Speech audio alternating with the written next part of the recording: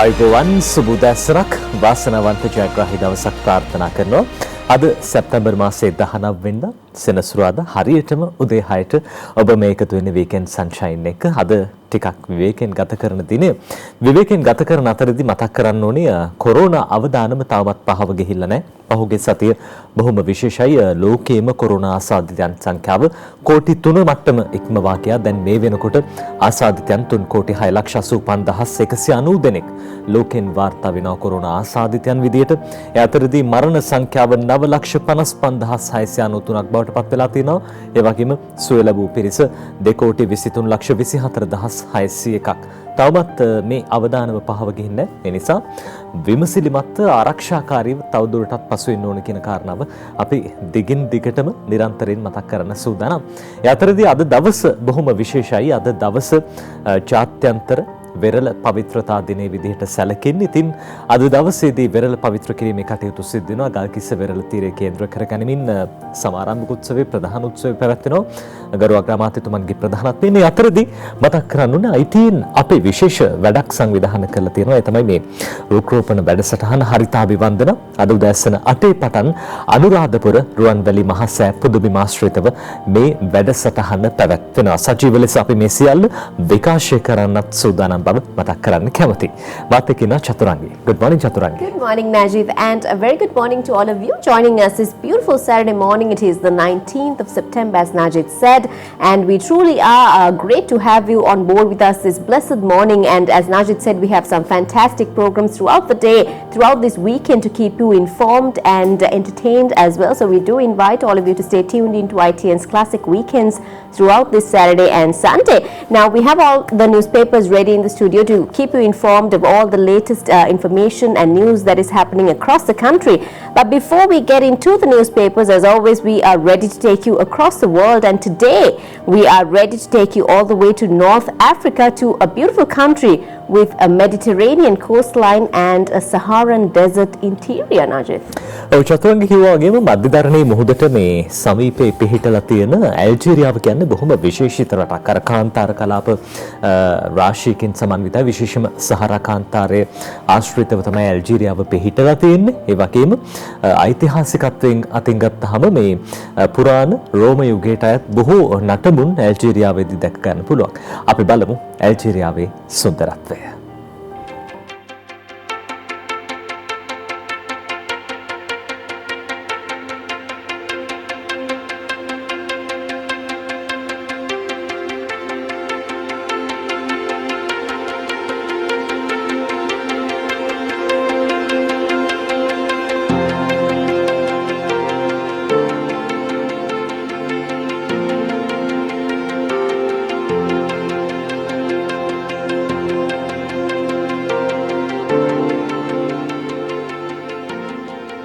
යුරෝපයට මුහුණලා මධ්‍යධරණී වෙරළේ පිහිටා ඇති අප්‍රිකාවේ දෙවන විශාලතම රාජ්‍ය ඇල්ජීරියාවේ අගනුවර සහ විශාලතම නගරය ඇල්ජියස්. රාජ්‍ය භාෂාව අරාබි. ප්‍රධාන ජනවර්ගය 99% වන අරාබි බාබර්වරුන්. ආගම සුන්නි මුස්ලිම්. භූමි ප්‍රමාණය විශාලත්වයෙන් ලොව දසවන දේශය වනවා. ජනගහනය මිලියන 39ක් පමණ වන අතර ඒ ලොව 33 වන ස්ථානය හිමි කරගන්නවා. මුදල් ඒකකය ඩිනාර්. ඇල්ජීරියාව, ටියුනීසියාව, ලිබියාව, මොරොක්කෝ, බටහිර සහරා කලාපය, මුරුතේනියාව, මාලි සහ නයිජර් යන රටවලට මායිම් වෙනවා. ඇල්ජීරියාවට උතුරෙන් මධ්‍යධරණී මුහුද පිහිටා තිබෙනවා.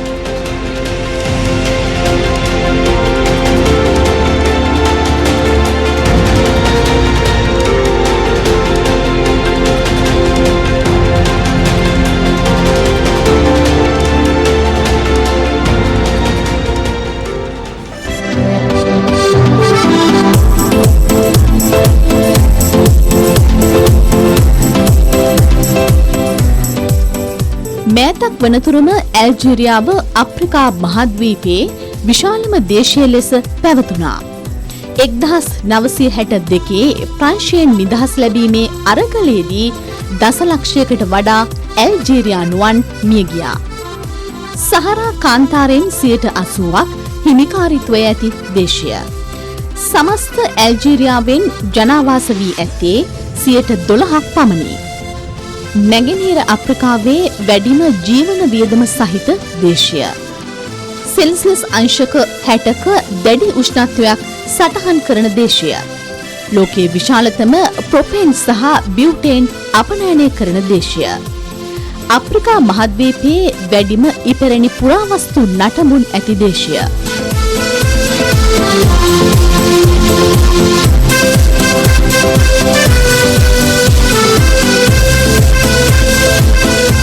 විසල් වැලිපර, කාන්තාර, තැනිතලා සහ කඳුකර කලාප බහුල ඇල්ජීරියාවේ අවුර සහ නිමෙම්වා කඳුවැටි පිහිටා ඇත්තේ නැගෙනහිර කලාපයේයි.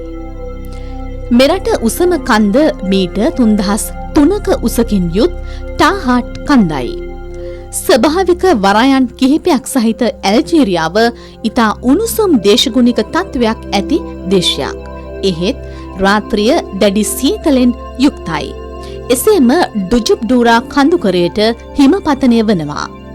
මෙරට ප්‍රධාන නගර ටමන්ගාසේට්, ඇල්ජියර්ස්, ඕරාන්, කොන්ස්ටන්ටයින් සහ අන්නාබායි.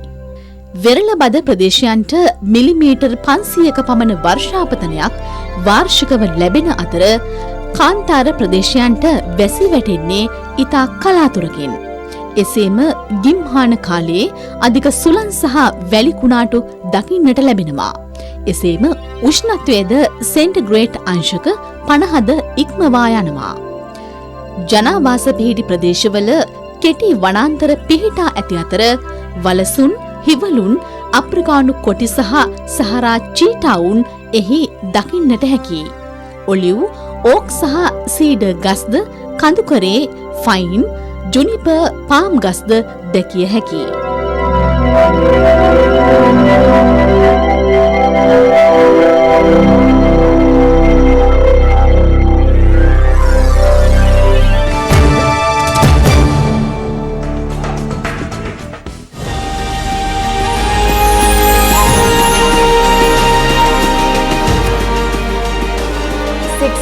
Is the time. Good morning once again and welcome back. You're here with us on the Weekend Sunshine on ITN's Classic Weekends.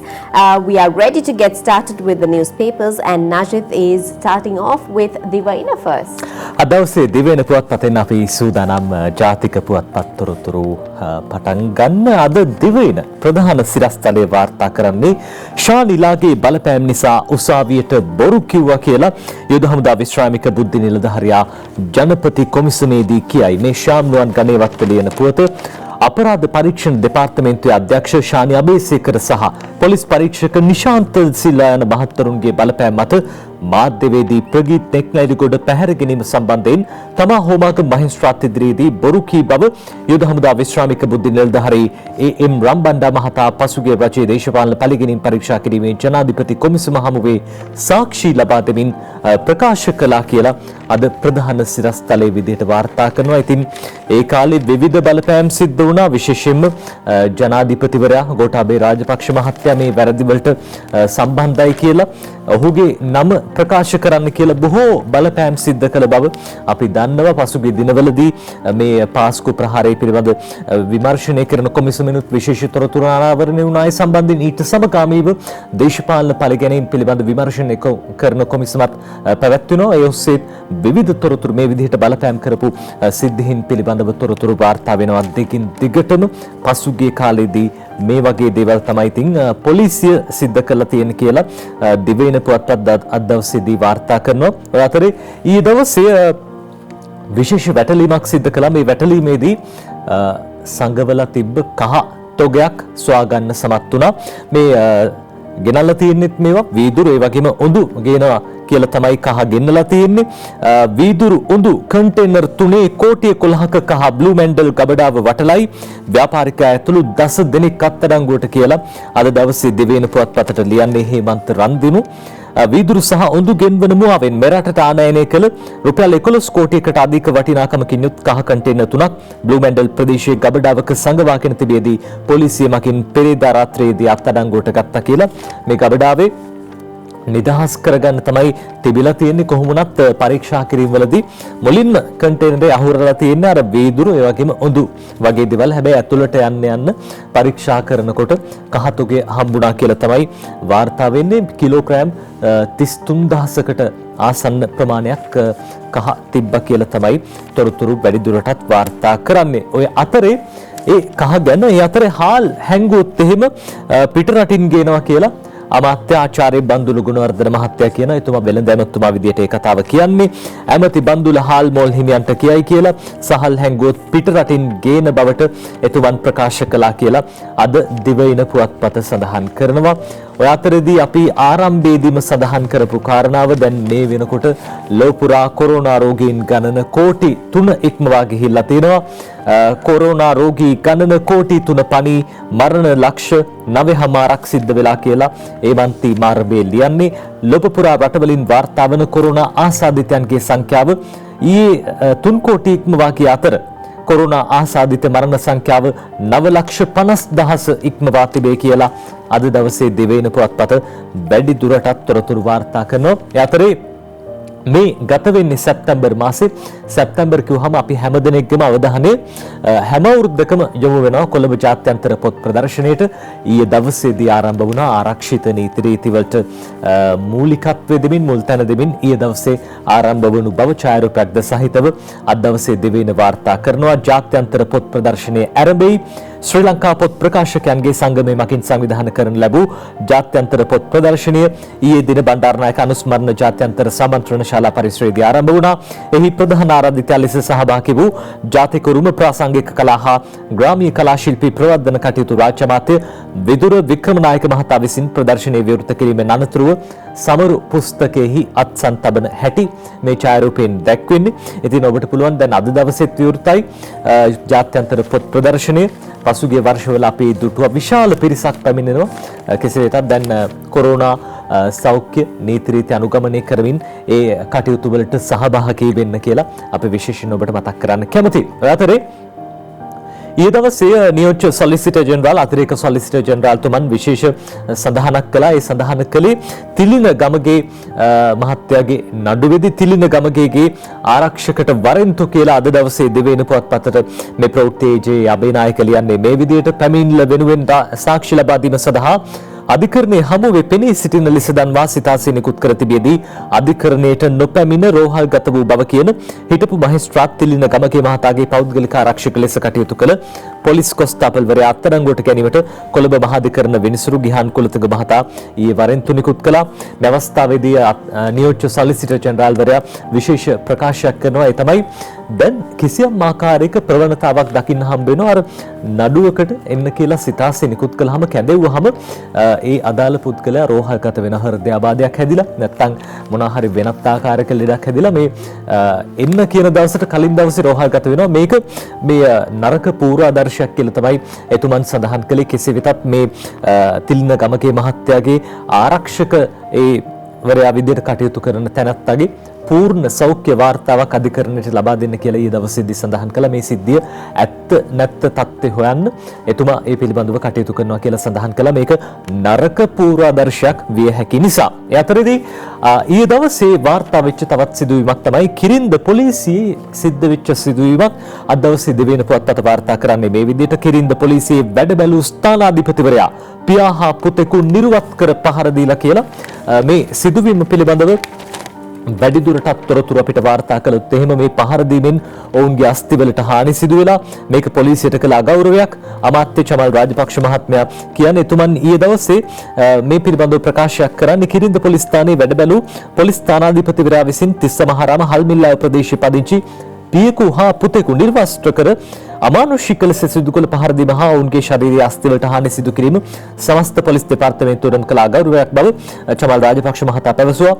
එතුමා මේ බව පැවසුවේ පසුගිය දින තිස්ස මහරාම යටාල රජමහා විහාරස්ථානයේ පැවති ජනතා ජංගම සේවයකදී ජනතා ගැටළු විසඳීමේ ජංගම සේවයකදී වැඩිදුරටත් සඳහන් කළොත් එහෙම මේ ස්ථානාධිපතිවරයා ඔහුගේ හිතවතෙක්ගේ වැලි ප්‍රවාහනය කරන ටිපර් රථයක මේ පහර කෑමට ලක් වූ පුද්ගලයාගේ ටිපර් රථය හැප්පෙනවා නැත්නම් අනතුරට ලක් වෙනවා. සිද්ධියෙන් පස්සේ අර පොලිසියේ හිතවතා නිසා පොලිස් මේ වැඩ බැලූ ස්ථානාධිපතිවරයා ටිපර් රථයත් පොලිසියට ගෙන්නගෙන පස්සේ ටිපර් රථයේ කෑලි ගලවලා විකුණන්න හදන අවස්ථාවේදී මේ අදාළ පහර කෑමට ලක් වූ පුද්ගලයා ගිහින් තියෙනවා.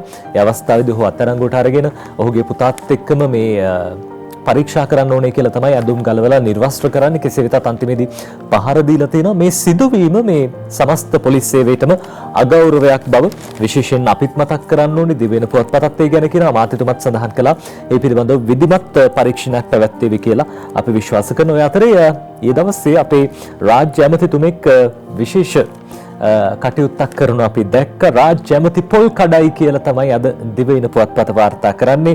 ශ්‍රී ලංකාවේ මේ වන විට පොල් මිල ඉහළ ගොස් ඇත්තේ ලෝක වෙළඳ පොලේ පොල් ආශ්‍රිත නිෂ්පාදන වලට ඇති ඉල්ලුම ඉහළ යාම නිසා බව රාජ්‍ය අමාත්‍ය අරුන්දික ප්‍රනන්දු මහත්තයා පැවසුවා. එතුමාට පොල් ගහේ ඉඳන්ම තමයි මාධ්‍ය ඇමතුවෙත්. ඉතින් බොහොම විශේෂ කරුණක්.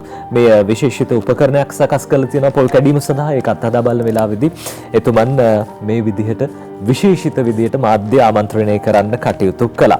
අතරේ රම්සා තෙත්බිම ඩෝසර් කිරීම ගැන සැකකරුවන් දෙදෙනාට අප ලබා දීලා තියෙන බව අද දවසේ දිවයින පුවත්පත කියනවා. මන්ත්‍රී සම්බන්ධ නම් වරෙන්තු ගන්නත් නියෝග කියලා තමයි වැඩි දුරටත් තොරතුරු වාර්තා කරන්නේ. අපි මේ පුවත වාර්තා වෙච්ච දවසෙමත් කිව්වා මේ අල්ලගත්ත දෙන්න නෙවෙයි මේකට සම්බන්ධ ඩෝසරේ රියදුරේ වගේම මේ පිළිබඳව කටයුතු කරපු කෙනා නෙවෙයි ඊට උපදෙස් දුන්න කෙනාව තමයි හොයන්න ඕනි කියලා. කෙසේ වෙතත් අද දිවයින මේ විදියට ලියන්නේ ආරච්චි කට්ටුව ආන විලුන්දාව කුරුළු අභය භූමියේ හෙවත් රම්සා තෙත්බීමේ කොටසක් ඩෝසර් කිරීම සම්බන්ධයෙන් රක්ෂිත බන්ධනාගාරගත කර සිටි සැකකරුවන් දෙදෙනා අපමත මුදා හැරීමට හලාවත මහේස්ත්‍රාත් සහ දිසා විනිසුරු මංජුල රත්නායක මහත්තයා ඊයේ නියම කළා කියලා.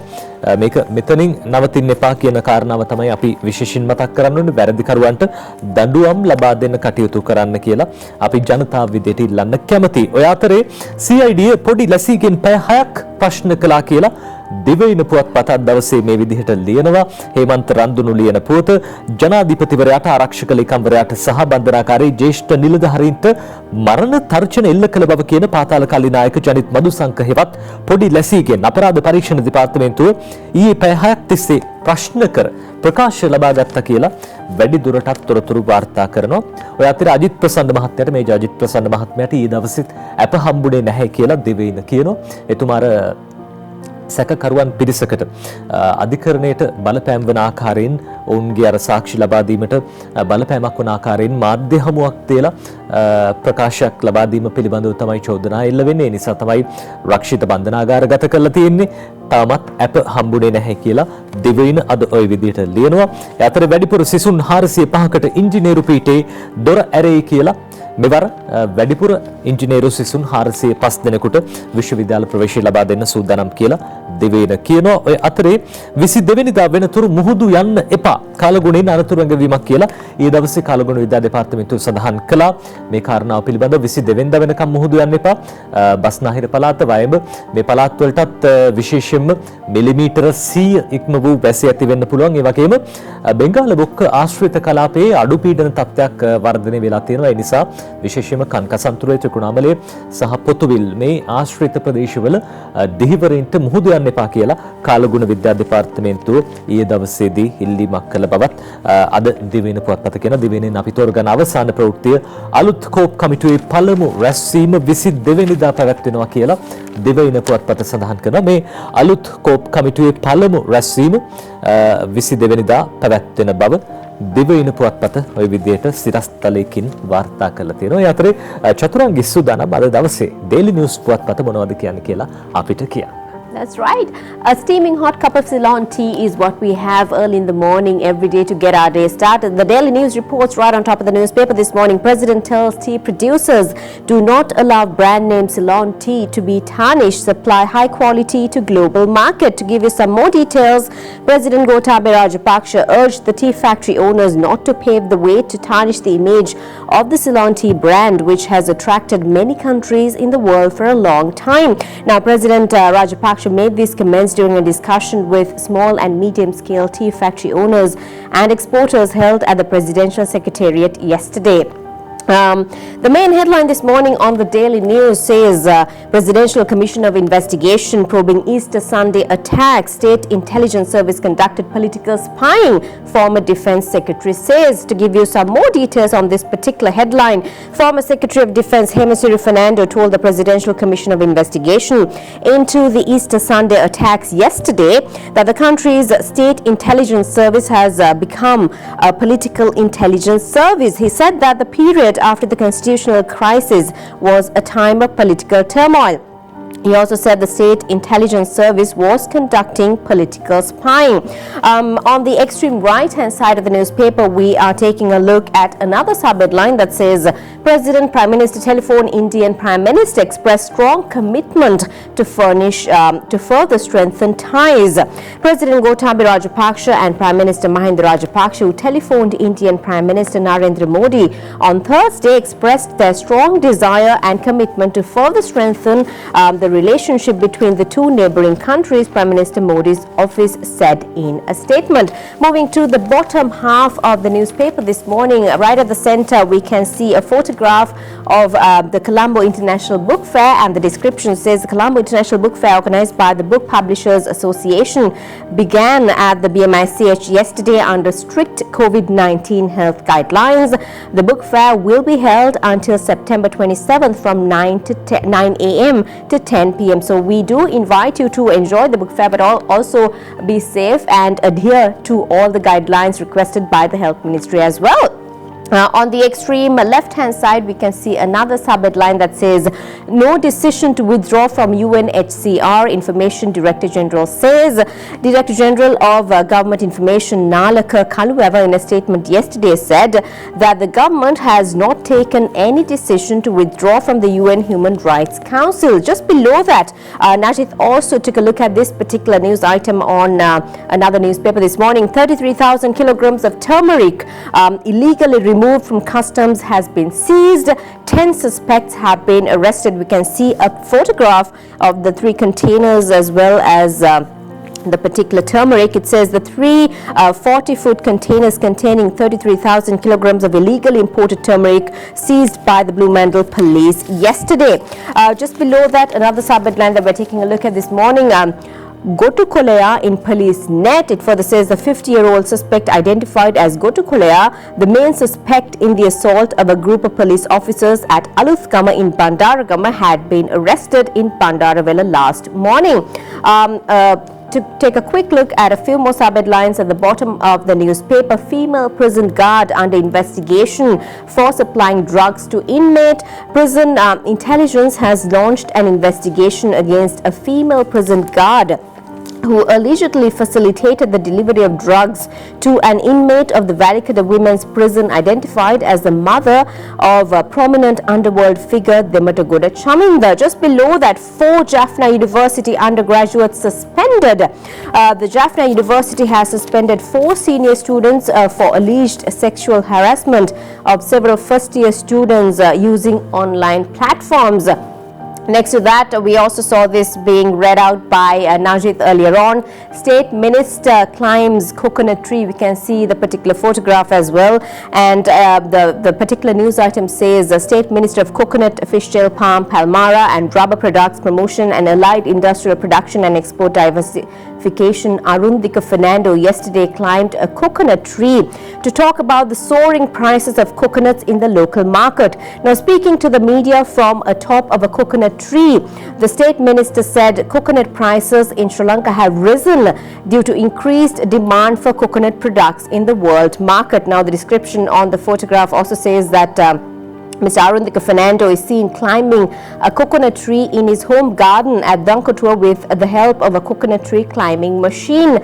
Just above that, just 2 more sub-headlines that we're taking a look at this morning. Heavy rains and strong winds are expected. Strong or very strong gusty winds with heavy rainfall and rough or very rough seas can be expected over the central, northeast and eastern Bay of Bengal sea areas during the next few days. So do be careful wherever you may be. And finally, the last sub-headline this morning, no increase in certified maximum price of rice. The government has no intention of increasing the certified maximum price of rice due to any reason at a time when the people are economically distressed, Trade Minister Bandula Gunawardena assured. That's a quick look at the front page of the Daily News this morning for you. තවත් පත්තර කීපයක් බලන් තියෙනවා චතුරංගී. ඊට කලින් අපි සූදානම් විරාමයක් ලබා ගන්න.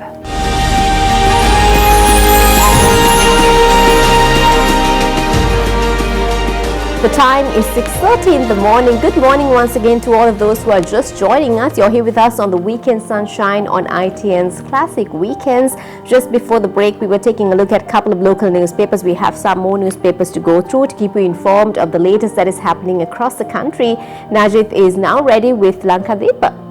අදවසේ ලංකාදීප පුවත්පතේ මොනවද කියන්නේ කියලා බලමු. ලංකාදීපේ ප්‍රධාන සිරස්තලයේ ටිකක් වෙනස් සිරස්තලයක් දැන් මේ දවස්වල බන්ධනාගාර ගැන වැඩියෙන් කතා වෙනවා. ඔය මීගම බන්ධනාගාරයේ සිද්ධියත් එක තමයි බන්ධනාගාර පිළිබඳව කරලියට ආවේ. දැන් බන්ධනාගාර නියාමකවරුන්ට ජේලවරුන්ගේ විශේෂයෙන්ම පරීක්ෂා කිරීම දැඩි කරලා තියෙනවා. මේ පිරිස් බන්ධනාගාර රැඳවුවන්ට උදව් කරනවා කියලා තමයි චෝදනාවක් එල්ල වෙන්නේ. සාක්ෂි සහිතව ඒ පිළිබඳව තහවුරු වෙලා තියෙනවා. ඔය අතරේ කුරුවිට බන්ධනාගාරයේ ලොක්කා මරන්න ඇතුලේ පාතාලයකට කොන්ත්‍රාත්තුවක් කියලා තමයි අද ලංකාදීපේ ප්‍රධාන සිරස්තලයේ විදිහට වාර්තා කරන්නේ. ප්ලෑන් එක සැරයෙන් වරයෙකුගෙන් කුරුවිට පොලිසියෙන් පරීක්ෂණ කියලා වැඩිදුරටත් ලංකාදීපේ කියන කුරුවිට බන්ධනාගාර ලොක්කා මරන්න ඇතුලේ පාතාලයකට කොන්ත්‍රාත්තුවක් ප්ලෑන් එක සැරයෙන් වරයෙකුගෙන් කුරුවිට පොලිසියෙන් පරීක්ෂණ. මේ නිමන්ති රණසිංහ සමගින් අජිත් ලාල් ශාන්ත උදේ ලියන පොත. කුරුවිට බන්ධනාගාර අධිකාරී ධම්මික දසනායක මහතා පාතාලයකගේ සහයෙන් ඝාතනය කිරීමට කුමන්ත්‍රණය කළයි කියන බන්ධනාගාර සැරෙන්වරයෙකු සම්බන්ධයෙන් විශේෂ පරීක්ෂණයක් ආරම්භ කළ බව කුරුවිට පොලිසියේ රත්නපුර ප්‍රධාන මහේස්ත්‍රාත් ජනිතා පෙරේරා මහත්මිය හමුවේ කරුණු වාර්තා කළා කියලා අද ලංකාදීපේ ප්‍රධාන සිරස්තලයේ විදිහට වාර්තා කරනවා. ඉතින් මේ විදිහට ඝාතනය කරන්න සැලසුම් කරලා තියෙන මේ බන්ධනාගාර නිලධාරියා මේ නීතියට අනුකූලව කටයුතු කරන හින්දාද කියන දේ පිළිබඳව තමයි අපිට හිතෙන්නේ. එතුමා ඒ දැඩි මතධාරීව කටයුතු කළා රැඳවුවන්ගේ ඒ සිද්ධ වෙන්න පුළුවන් අපරාධ වළක්වන හින්දාද මෙහෙම ඝාතනය කරන්න උත්සාහ කළේ කියලා අපිට ප්‍රශ්නයක් නැගෙනවා. කොහොමුණත් අද ප්‍රධාන සිරස්තලයේ විදිහට වාර්තා කරන්නේ. ඒ අතරේදී උපසිරස්තල කිහිපයක් ලංකාදීපේ මේ විදිහට වාර්තා කරනවා. අපි දැක්ක අටලුගමදී මද්ද්‍රව්‍ය සම්බන්ධ චාවාරමක් වටලා නැගිය පොලිසියට පහර දෙනවා ඒ ප්‍රදේශයේ ගම්වාසීන් විසින්. ඔය අතරේ මේ මද්ද්‍රව්‍ය චාවාරමට සම්බන්ධ ප්‍රධාන සැකකරු අවස්ථාවේදී පලා යනවා. මෙහිම පලා ගිය කෙනාව අත්අඩංගුවට ගත්තා කියලා අද ලංකාදීපේ කියනවා. අටලුගමදී පොලිසියට පහර දී මාංචු පිටින් පැන්න ගොටුකොළ රිෆායි රිමාන්ඩ් බණ්ඩාරවලදී ඇල්ලුවේ ගංජත් එක්ක කියලා ලංකාදීපේ කියනවා. බණ්ඩාරගම අටලුගමදී බණ්ඩාරගම පොලිසිය නිලධාරීන්ට පහර දී අත්මාංචු සමග යට ඇඳුමින් පලා ගිය ප්‍රධාන මද්ද්‍රව්‍ය චාවාරම්කරු වන අබ්දුල් හරිෆ් මොහමඩ් රිෆායි නොහොත් ගොටුකොළ රිෆායි නමැත්තා බණ්ඩාරවෙල බස් නැවතුම් පොලේදී ඊ ආලුවම අත්අඩංගුවට ගෙන බණ්ඩාරවෙල මහේස්ත්‍රාත් අධිකරණයට ඉදිරිපත් කිරීමෙන් පසුව මේ මාස 24 වෙනිදා දක්වා රිමාන්ඩ් භාරයට පත් කරනු ලැබුවා කියලා වැඩිදුරටත් තොරතුරු වාර්තා කරන මේ මද්ද්‍රව්‍ය ජාවාරම්වලදී පාතාලයේදී පාවිච්චි වෙන නම් හරිම අපූරු නම් තියෙන. හැබැයි ඉතින් මේ සිද්ධ වෙන ක්‍රියාකාරකම් නම් අපූරු නැහැ. ගොටුකොළ රිෆායි එහෙම නැත්නම් අබ්දුල් හරිෆ් මොහමඩ් රිෆායි තමයි ඒ හරි නම. කොහොමවත් ඉතින් දැන් අල්ලලා ඉන්නේ පොලිසිය අත්අඩංගුවට ගත්තා. ඇතර හොර පාරේ ගෙන කහ කිලෝ 1057ක් සමග යාත්‍රාවක් අත්අඩංගුවට ගත්තා කියලා ලංකාදීපේ කියනවා. අර කන්ටේනර් වලින් ගෙනාපු කහ කිලෝග්‍රෑම් 33000 නෙමෙයි ඊට අමතරව තවත් කිලෝ 1037ක් යාත්‍රාවක් එක්ක අත්අඩංගුවට ගත්තා. දිහිවර බෝට්ටුවේ දෙදෙනා මුහුදට පැන පලා ගිහින් කියලා අද ලංකාදීපේ මේ විදිහට ලියන්නේ. නීති විරෝධී ලෙසින් මෙරටට එක්දින යාත්‍රාවකින් ගෙනෙන ලද කහ කිලෝ 1057ක් සමග එම යාත්‍රාව ඊයාලුවේම හලාවත මෝය ප්‍රදේශයේදී අත්අඩංගුවට ගත් බව ශ්‍රී ලංකා විරල ආරක්ෂක දෙපාර්තමේන්තුවේ හලාවත විරල ආරක්ෂක පිරික්සුම් මධ්‍යස්ථානයේ පවසයි කියලා වැඩි දුරටත් තොරතුරු වාර්තා කරනවා. ඉතින් මේ විදිහට දිගින් දිගටම කහ නීති විරෝධීව ගෙන්න ඒ කහ වැටලීම් කරන්න කටයුතු කරලා තියෙනවා. දැන් ඒ අතරදී දිවයිනේ බොහෝ ප්‍රදේශවල කහ වගා කරනවා. මේ කහ ආනයනේ නවත්තලා තියෙන්නේ රටේ දේශීය කහ නිෂ්පාදනය වැඩි කරන්න. අපේ රටේ දෙයක් හදාගත්තොත් තමයි අපිට ආඩම්බරෙන් කියන්න පුළුවන්. දැන් අර ගොඩක් අය අපි දැක්කා Facebook එකේ සමාජ මාධ්‍ය ජාලවල මන්තිරු නීතිය ගැනත් බොහොම ලස්සන ඡායාරූප පළ කරලා තිනවා. එක පැත්තකින් වාහන යන අතරදී ඉතිරි ඉඩේ අර V1 වල තියෙන ඒ වගේ ඡායාරූපත් තිබ්බ. කොහොමුණත් ජනාධිපතිතුමා මේ තීරණ තීන්දුව ගන්නේ රටේ අනාගතය වෙනුවෙන්. සමහර විට ඉවසන් ඉන්න අමාරුයි. හැබැයි ඉවසගෙන හිටියොත් තමයි අපිට ඉස්සරහට අනාගතයක් දකින්න පුළුවන්. ඒ දේත් අපි මතක් කරන්න ඕනි. ඒ අතරදී බුද්ධි ප්‍රධානී දෙදෙනාගේ වාර්තාවල තිබුණේ බුද්ධි තොරතුරු නොව වාර්තා පමණයි කියලා මේ කොමිසමේදී හෙළිවෙච්ච කාරණාවක්. රාජ්‍ය ආරක්ෂාවට තර්ජනයක් ඇඟවුණේ නැහැ. හිටපු ආරක්ෂක ලේකම් හේමසිරි කොමිසමට කියයි කියලා බුද්ධි ප්‍රධානීන් දෙදෙනාගේ වාර්තාවල තිබුණේ බුද්ධි තොරතුරු නොව වාර්තා පමණයි කියලා එතුමා චෝදනාත්මක ස්වරූපයෙන් ඊයේ දවසේ පාස්කු ප්‍රහාරය පිළිබඳ විමර්ශනය කරන ජනාධිපති කොමිසම හමුවේ සාක්ෂි ලබා දෙමින් සඳහන් කළා. මේ අවස්ථාවේ කියපු බොහොම වැදගත් කරුණක් තමයි හේමසිරි මහත්තයා එහිදී කියනවා හිටපු ජනාධිපතිතුමයි අගමැතිතුමයි නයි පොළොං වෛරක හිටියයි කියලා. ඔය කියන්නේ රනිල් මහත්තයාටයි මෛත්‍රී මහත්තයාටයි මේ දෙන්නා විරසක වෙලා හිටියේ. ඒ අතරදී වැදගත්ම කරුණක් විදිහට එතුමා සඳහන් කළා දින 52 ආණ්ඩු පෙරළියත් සමග හේමසිරි මහත්තයා මේ ආරක්ෂක මණ්ඩලයට මහින්ද රාජපක්ෂ අගමැතිතුමාට එන්න කියන්නද කියලා අහුවහමත් හිටපු ජනාධිපතිවරයා ඒකටත් එපා කිව්වා කියලා එතුමා සඳහන් කළා. ඉතින් ආරක්ෂක අංශවල තිබ්බ හිල් දැල් මේ හැම දෙයක් හින්දාම පාස්කු ප්‍රහාරය සිද්ධ වුණා කියන කාරණාව අපි හැමෝම දන්නවා. හැබැයි ඒ මියගේ 253 දෙනාට ඊට වැඩි පිරිසට ඔවුන්ගේ පවුල් වලට වග කියන්න තවමත් කෙනෙක් නැහැ.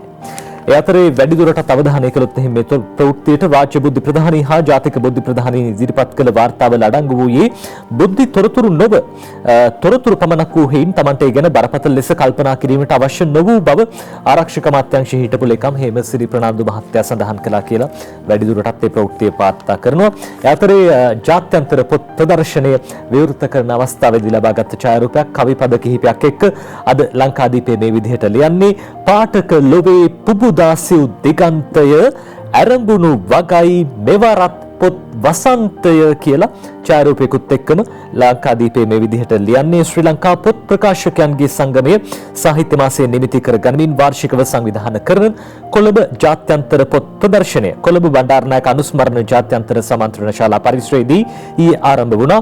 එහිදී මේ මහජනතාව වෙනුවෙන් මේ ප්‍රදර්ශනය විවෘත කරමින් ජාතිකරුම ප්‍රාසංගික කලා හා ග්‍රාමීය කලා ශිල්ප ප්‍රවර්ධන කටයුතු රාජ්‍ය අමාත්‍ය විදුර වික්‍රමනායක මහත්තයා පීත්තපටි කපපු අයුරු කියලා ඒ ඡායාරූපයක් එක්ක වාර්තා කරනවා. ඒ අතරේ එතුමා මේ උත්සවයේ අමතමින් සඳහන් කරපු කාරණාවක් පිළිබඳව විශේෂයෙන්ම ලංකාදීපේ ලියනවා කඩදාසි මිල අඩු කරනවා කියලා රාජ්‍ය අමාත්‍යතුමන් මේ පොත් ප්‍රදර්ශනයේදී සඳහන් කළා කියලා අදාළ බලධාරීන් සමග සාකච්ඡා කර කඩදාසි මිල අඩු කිරීමට පියවර ගන්නා බව ජාතිකරුම ප්‍රාසංගික කලා හා ග්‍රාමීය කලා ශිල්ප ප්‍රවර්ධන රාජ්‍ය අමාත්‍ය විදුර වික්‍රමනායක මහත්තයා පැවසුවා කියලා. පොත් පළ කරන්න ගියාම විශේෂයෙන්ම ප්‍රකාශකයිනුත් මුහුණ දෙන අසීරු ගැටලුවක් තමයි ඔය කඩදාසි වල මිල වැඩි වෙන එක. ඊටත් අමතරව පොත් මිලදී ගන්න ගියාම අපි මුහුණ දෙන ප්‍රධානතම ගැටලුවක් තමයි සමහරට පොතේ ප්‍රමාණය බොහොම පොඩි වෙන්න පුළුවන්. පිටු 80ක විතර පොතක් රුපියල් 1000කට විතර මිල කළාම ඉතින් කොහොමද අපි මිලදී ගන්න? ඉතින් ඒ නිසා ඒ ගැන අවධානය යොමු කරනවා කියලා එතුමා සඳහන් කළා. ඒ අතරේ නවීන් සිරිකොත කාර්යාල කාමරේ අස්කර ගනී කියලා ලංකාදීපය කියනවා. අංජුල මහික වීරරත්න ලියන පොත නවීන් මහත්තයා එක්සත් ජාතික පක්ෂ ජාතික සංවිධායකතුමාට හිමි කාර්යාලය තමයි මේ බඩු බාහිර ආදී මේ විදිහට අස්කරගෙන ගිහින් තියෙන්නේ කියලා අද ලංකාදීපය කියන. ඒකෙන් අපිට තේරෙන්නේ අලුත් ජාතික සංවිධායකවරයෙක් පත් වේද නැත්නම් එතුමා තනතුරට කැමති නැද්ද? කොහොමවත් ඉදිරියේදී අපිට දැක ගන්න පුළුවන් වෙයි. ඔය අතරේ කෝපා සභාපතිවරුන් පත් කිරීම 22 සහ 23 කියලා ලංකාදීපය කියනවා. කෝප් නැත්නම් පොදු ව්‍යාපාර පිළිබඳ කාරක සභාව කෝපා මේ කාරක සභාවල සභාපතිවරුන් පත් කර ගැනීම 22 23 දවස්වල සිද්ධ වෙනවා කියලා පාර්ලිමේන්තු සහකාර මහලේකම් ටිකිරි ජයතිලක මහත්තයා ලංකාදීපයට කිව්වා කියලා අද වාර්තා කරනවා. ඒ අතරේ මීට පෙරත් දිවයින පුවත්පත වාර්තා කළා සහල් හැංගුවොත් රටින් හරි සහල් ගේනවා කියලා අමාත්‍යතුමා බන්දුලු ගුණවර්ධන අමාත්‍ය ආචාර්ය බන්දුලු ගුණවර්ධන මහත්තයා කිව්වා. ලංකාදීපයත් කියනවා සහල් මෙට්‍රික් ටන් ලක්ෂයක් ආනයනය කරයි කියලා වැඩි දුරටත් මේ විදිහට ලියනවා. 20 ඇතුළත් 22 දා මැති සභා රැස්වීමේ න්‍යාය පත්‍රය මුද්‍රණය කළා කියලා අද දවසේදී කියනවා. සහල් ආනයනය කරන එකේ තරම් සුබවාදී දෙයක් නම් නෙවෙයි. ආනයන සියල්ලම නවත්තලා තියෙන මොහොතක මේ විදිහට ආනයනය කළ යුතුද කියන දේ අපිට හිතෙනවා. කොහොම වුණත් ඉදිරි කන්නේ හරි අපේ රටට අවශ්‍ය හාල් ප්‍රමාණය අපේ රටේම හදා ගන්න පුළුවන් නම් ඒක වටිනවර කූට වෙළඳුන් හින්දා තමයි මේ තත්ත්වය උද්ගත වෙලා තියෙන්නේ. ඒ සඳහා අවශ්‍ය වැටලීම් සිද්ධ කරන්නත් හැකියාව තියෙනවා. එහෙම වැටලීම් හරි කරන්න කියලා අපි ජනතාව විදියට කියන්න කැමති. නැත්නම් අර රටින් කාලයක් ඉස්සර ගෙනාව ප්ලාස්ටික් හාල් එහෙම ඒ වගේ ප්‍රමිතියෙන්තර හාල් නම් ගෙන්නන්න එපා කියලා අපි මතක් කරන්න ඕනේ. ඔය අතරේ ලංකාදීපෙන් අපි අවසානයේට තෝරගන්න ප්‍රවෘත්ති කිහිපය. සෞදි ශ්‍රී ලාංකිකයෝ 28ක් කොරෝනාවට බිලි, තවත් 70කට වැළඳිලා කියලා. සෞදියේ ශ්‍රී ලාංකිකයන් 28 දෙනෙකු කොරෝනා වැළඳිලා මිය ගිහිල්ලා තියෙනවා. ඒ අතරේ තවත් 70කට වැළඳිලා කියලා කියනවා. ඒ වගේම ඉජාපේ සමග ජන බලවේගය පළාත් සභා ඡන්දයට එක් වෙයිද කියලා ප්‍රශ්නාර්ථ ලකුණක් සහිතව අද ලංකාදීපයේ ලියනවා. හැබැයි ඉතින් තාම ප්‍රශ්න විසඳගෙන නැහැ.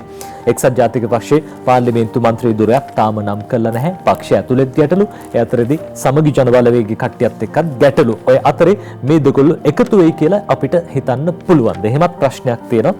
ඒ අතරේ ඉංජිනේරු පීඨවලට මෙදා වැඩිපුර සිසුන් 405ක්. ඒ වගේම අජිත් ප්‍රසන්නගේ අප අයදුම්පත ඉවත තමයි අපි කලිනුත් ඒ පිළිබඳව ඔබට සඳහන් කළා. ඒ අතරේ ලංකාදීප පුවත්පතේ උඩ ඉහළ කෙළවරේ වාර්තා කරන ප්‍රවෘත්තිය ජනාධිපතිතුමන් මේ සම්බන්ධයෙන් දැඩි අවධානයක් යොමු කරලා තියෙනවා.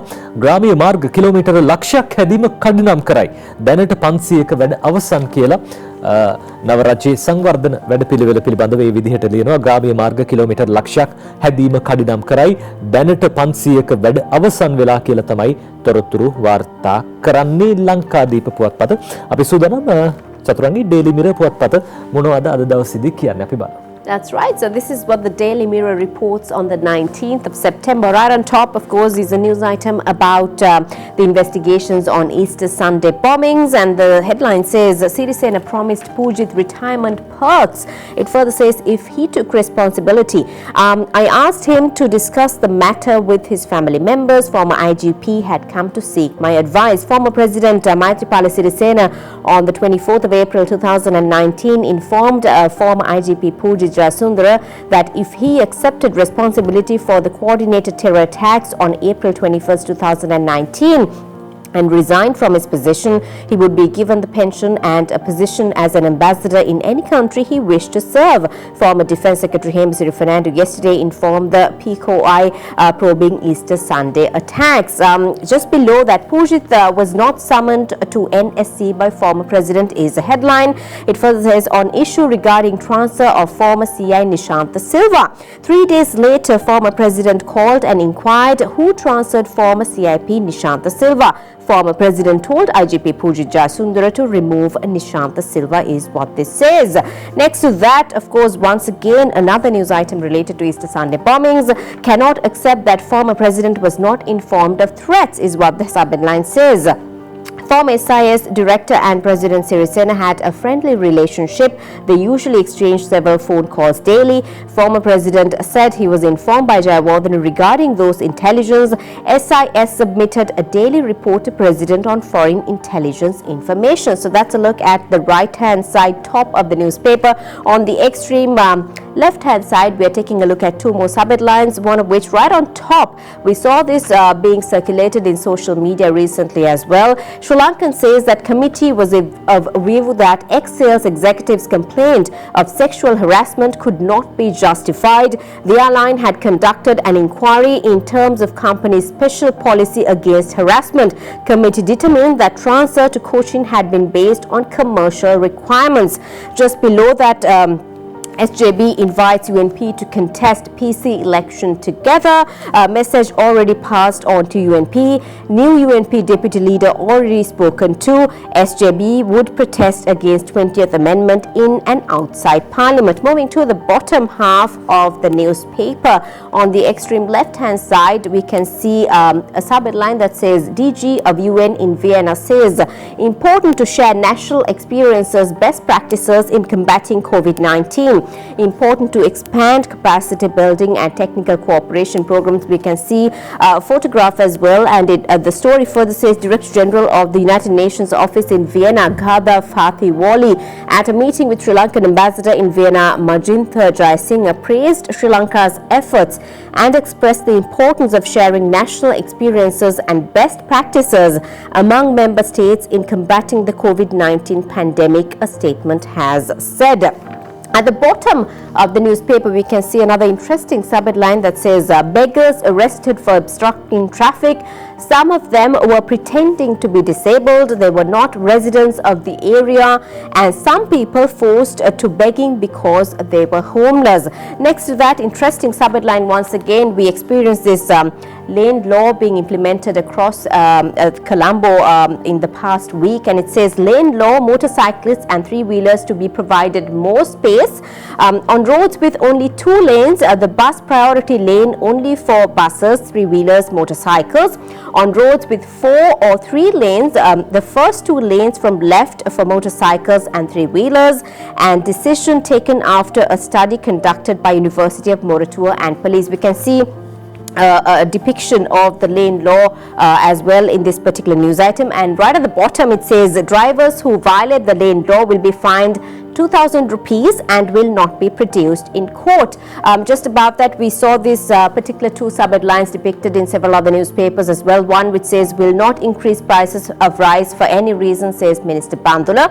And next to that, police nabbed 10 with 33,000 kilograms of turmeric is another sub-headline. With that, we've come to the end of the first page of the Daily Mirror this morning, Najid. Daily Mirror පොත්පතේ ප්‍රවෘත්ති විදිහට වාර්තා කරන්නේ අපි සූදානම් විරාම ලබා ගන්න.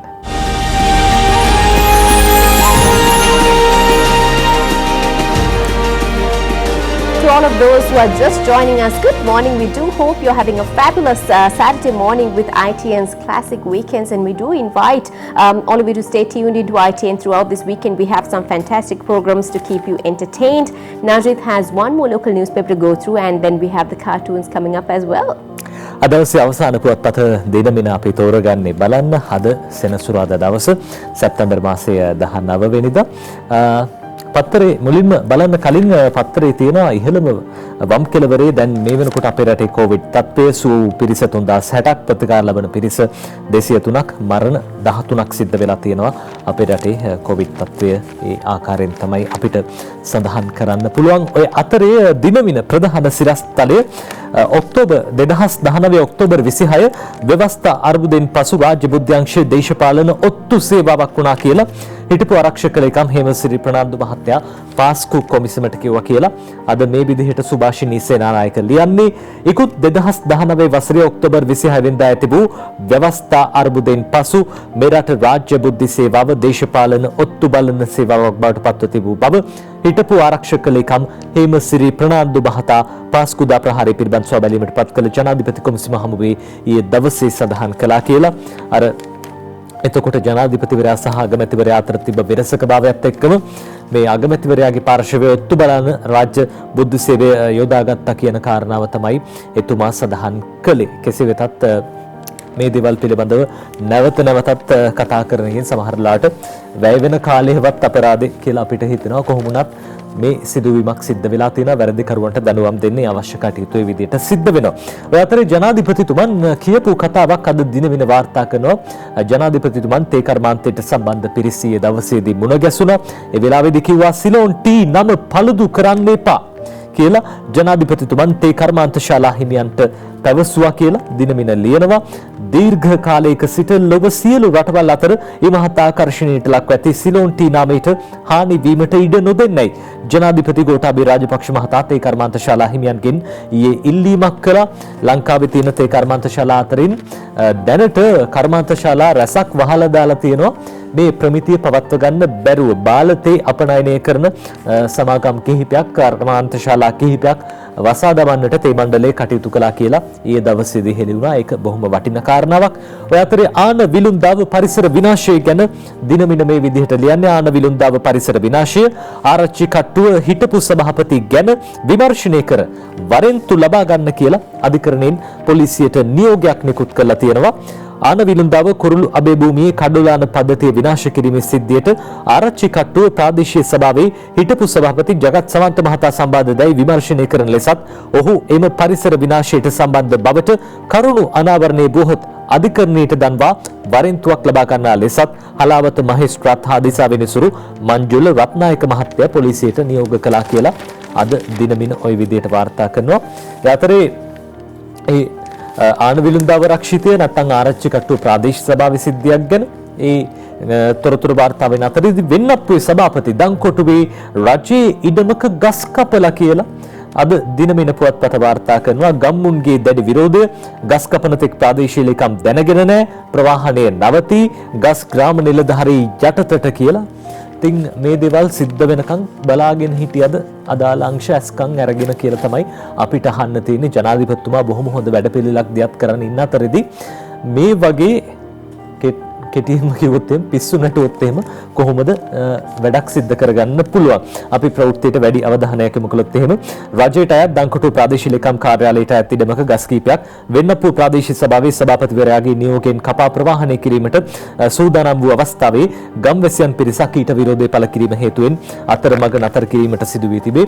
මේ අතරමඟ නතර කරනවට අමතරව ඒ අදාළ අංශවලට දඬුවම් දීම අනිවාර්යෙන් සිද්ධ කරන්න ඕනේ. නැත්නම් මේක වැරදි පූර්ව ආදර්ශයක් වෙයි කියලා අපි විශ්වාස කරන. ඔය අතර ජාත්‍යන්තර පොත් ප්‍රදර්ශනය ගැනත් දිනමින පුවත්පත ඡායාරූපයක් එක්ක වාර්තා කරනවා. මේ බලන්න මවක් සහ දිනයක් ප්‍රදර්ශනයට ඇවිල්ලා පොත් තෝරන හැටි ඡායාරූපයක් සමග වාර්තා කරනවා. ඒ අතරදී නරේන්ද්‍ර මෝදි ඉන්දිය අගමැතිතුමාගේ උපන්දිනයට ජනාධිපතිතුමන් අගමැතිතුමන් සුබ පැතූ බව අගමැති මෝදිගේ උපන්දිනයට ජනපති අගමැති සුබ පතති කියලා ඉන්දියා අගමැති නරේන්ද්‍ර මෝදි මහතාගේ 70 වෙනි ජන්මදිනය වෙනුවෙන් ජනාධිපති ගෝඨාභය රාජපක්ෂ සහ අගමැති මහින්ද රාජපක්ෂ මහතුරුන් සිය සුබ පැතුම් එක්කලා කියලා අද දිනමින ওই විදිහට ලියනවා. අතර වීදුරු පවහඟවා කෝටි 11ක කහකෙන්වල ලොරි වලට පටවමින් සිටි 10ක් අත්අඩංගුවට කියලත් අද දවසේ දිනමින කියනවා. අපි කලිනුත් මේ පිළිබඳව සඳහන් කළා. කිලෝ 33000ක් මේ විදිහට අල්ලගත්තා. ඒ අතරේ පොලිසියට පහර දුන් සැක 4ක් 22 දාතෙක් රිමාන්ඩ් කියලා මේ බණ්ඩාරගම අටලුගම ප්‍රදේශයේ සිද්ධ වෙච්ච සිදුවීම සම්බන්ධයෙන් සැක 4ක් 22 වෙනි දාතෙක් රිමාන්ඩ් සංගව සිටීමට උදව් කළ පියපුතු දෙපළත් රක්ෂිතයට කියලා අද දිනමින කියනවා. ඔය අතරේ ඉන්දියාවේ තමිල්නාඩුව පැත්තෙන් අපිට අහන්න ලැබුණු කතාවක්. තමිල්නාඩුවට පැන්න CCD නැත්නම් ලංකාවේ කොළඹ අපරාධ කොට්ටාසේ කොස්තාපල්වරයා කොයිම්බතූර අපරාධ කොට්ටාසයට ඉදිරිපත් කළා කියලා මහින්ද අලුත් ගෙදර ওই විදිහට ලියනවා. ඒ අතරේ දෙමටගොඩ චමින්දගේ මවට කුඩු ගන්න උදව් දුන් නියාමකවරිය ගැන පරීක්ෂණ. වැලිකඩ කාන්තා බන්ධනාගාරයේ රඳවා සිටින දෙමටගොඩ චමින්ද නමැත්තාගේ මවට මද්‍රව්‍ය තොගයක් ලබා දීමට පහසුකම් සැපයුවේයි කියන බන්ධනාගාර නියාමකවරියට එරෙහිව බන්ධනාගාර බුද්ධ්‍යංශයේ පරීක්ෂණයක් ආරම්භ කරලා තියෙනවා. ඒ අතරේ කුඩු වෙනුවට වේදනානාශක පෙති විකිණූ යුවල දැලේ කියලා අද දිනමින පුවත්පත මේ විදිහට ලියනවා. මේ පිරිස කුඩු වලට බැහැ වෙච්ච පිරිස වලට කුඩු ලැබෙන්නේ නැති හින්දා දැන් මේගොල්ලන්ට වෙනම වේදනානාශක විකුණලා තියෙනවා. ඒ අත්අඩංගුවට අරන් තිනවා ඒ යුවල. ඔය අතරේ අපි ඊටම ඉක්මනින් ප්‍රවෘත්ති කිහිපයක සිරස්තල විතරක් ඉදිරිපත් කරන්නම් ඔබට දිනමින පුවත්පතේ මෝල් හිමියන් සහල් හිඟයක් මවා මිල වැඩි කරන්න හදනවා කියලා ඇමති බන්දුල ගුණවර්ධන මහත්තයා කියන මේ සහල් මෝල් හිමියන් සහල් හිඟයක් මවලා මිල වැඩි කරන්න හදනවා කියලා. එතුමා කියනවා ආනයනය කරන්න හරි සූදානම් කියලා. ඒ අතරදී 20ට එරෙහිව මේ මාස අගදී මේ විශේෂයෙන්ම සමගි ජන බලවේගය සැලසුම් කළා තියෙනවා. 20ට එරෙහිව මේ මාස අගදී අධිකරණයට යන්න සූදානමින් ඉන්නවා කියලා තියෙනවා. විශ්‍රාමික මේජර් ප්‍රසන්නගේ ඇප් පෙත්සම ඉවත් කරලා තියෙනවා කියලාත් අද දවසේ දිනමින පුවත්පත කියනවා. ඒ වගේම කාලගුණයෙන් රතු නිවේදනයකුත් කරලා තියෙනවා. ආණ්ඩුවේ පිරිස් පරිසරය විනාශ කර එය නවත්වා එය සාධාරණීකරණය කරනවා කියලා චෝදනාත්මක ස්වරූපෙන් මන්ත්‍රී විජිත හේරත් මහත්මයා චෝදනා කරනවා. ආණ්ඩුවේ පිරිස් පරිසරය විනාශ කර ඒ සාධාරණීකරණය කරනවා කියලා. අර අපි දැක්ක ගස් වගේක් කපලා තියෙනවා වෙන්නප්පුවේ සභාපතිතුමන්. ඊට කලින් ආනවිලුන්දාව ආරච්චි කටුව ප්‍රාදේශීය සභාවේ සභාපතිතුමාට චෝදනා එල්ලෙනවා. ඉතින් මේ සියල්ල පිළිබඳවම ජනාධිපතිතුමාගේ අදාළ අංශවල අවධානය යොමු වෙයි. අර බොහොම පොඩි සුළු පිරිසක් අර කරන වැඩ හින්දා අන්තිමට අපහසුතාවයට අපකීර්තියටපත් වෙන්නේ ජනතාව බොහොම අමාරුවෙන් පත් කරගත්ත ආණ්ඩුවක්. ඒ නිසා මේ දේවල් දැම්ම වළක්ව ගන්න ඕනේ. අදාළ පුද්ගලයින්ට නිසි දඩුවම් ලබා දෙන්න කියලා විශේෂයෙන්ම ජනතාව විදිහට අපි මතක් කරන්න සූදානම්. චතුරංගි. Thank you, Najit. With that, we've come to the end of the newspapers. But right now, if you're for a bit of satire, some political drama, and some light entertainment, Najit is ready to take you through all the cartoons in the local newspapers this morning.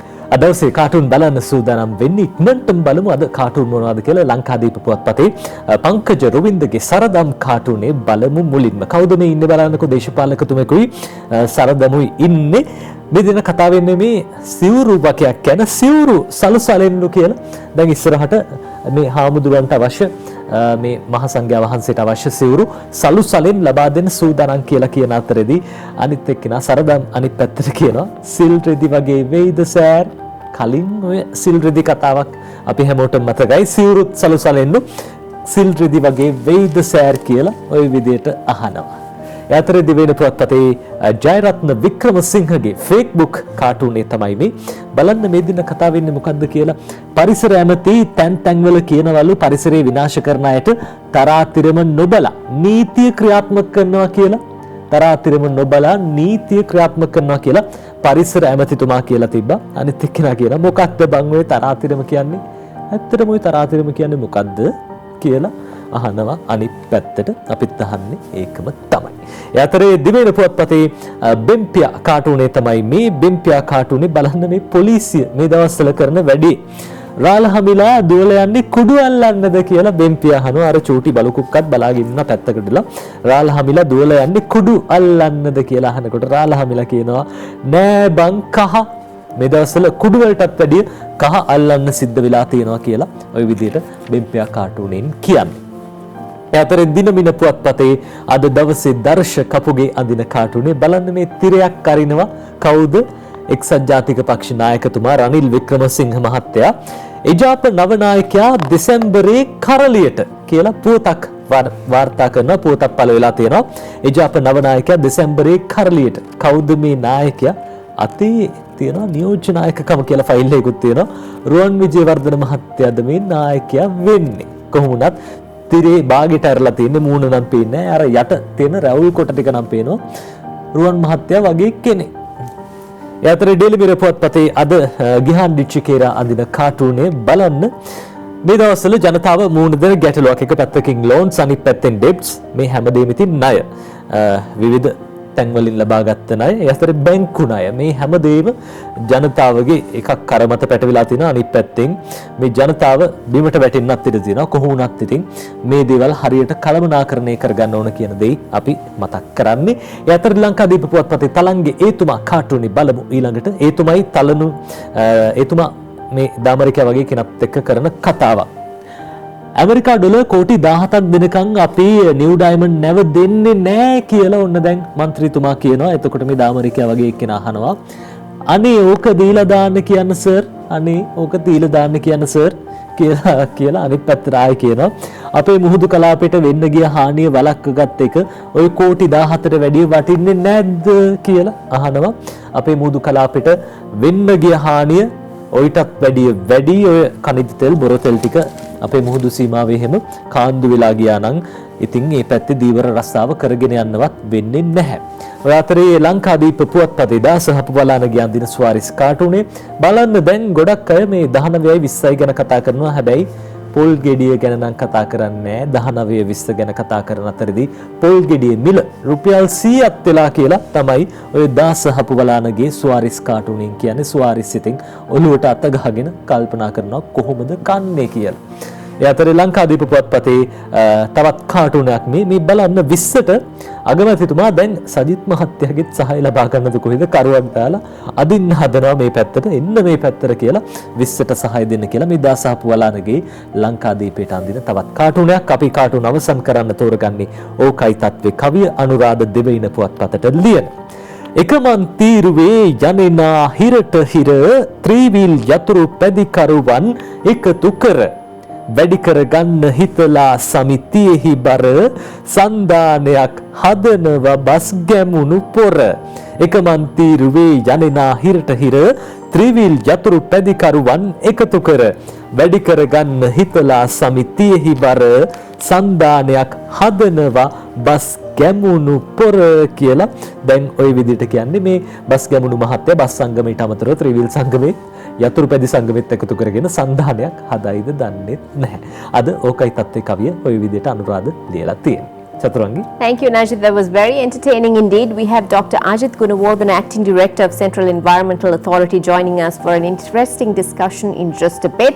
But before that, we need to take a short break. We'll be right back. Stay with us.